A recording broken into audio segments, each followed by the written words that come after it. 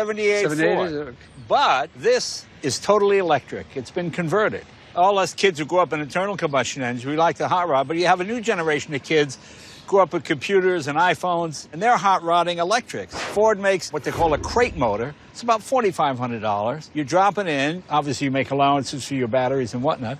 It's got all-wheel drive, and it's quite powerful. And that's because hiding under the hood of this classic F-100 pickup is not just one, but two of Ford's brand new Illuminator Mach-E electric motors. And the best part, these are crate motors, and they're available to anyone who wants to swap their beloved vintage combustion engine, preserving it for later, of course, with a zero-emission motor, so the future of driveway wrenching can live on.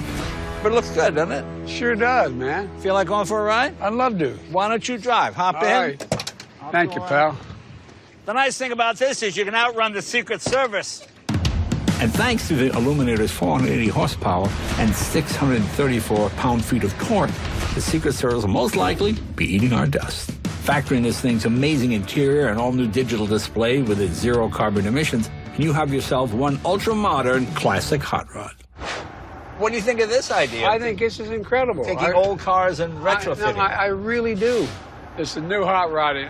If you just got in this and drove and didn't know it was electric, would you know right away? Does it feel different to you? It feels different in three ways. One, it's quiet. Right. Quiet as hell. Number two, if I accidentally hit it quickly, look at that. Oh, yeah, it goes good. You know what I mean? It goes good. We just laid rubber. Let me know when you're doing that so I don't bang my head again. Okay.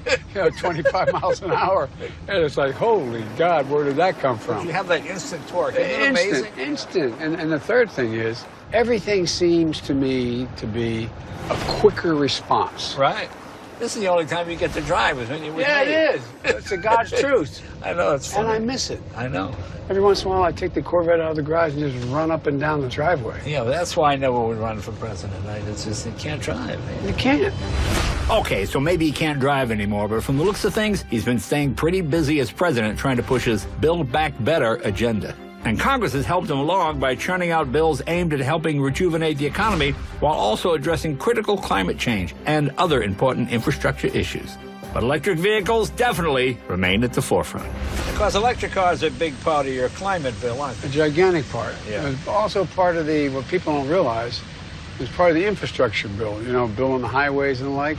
Because we're putting 500,000 charging stations, and the money for those charging stations is in that bill. In addition to the charging stations, individual companies are putting in, so it's a game changer. You got 40% of all the pollution, all the CO2 going up is from the tailpipe. Right.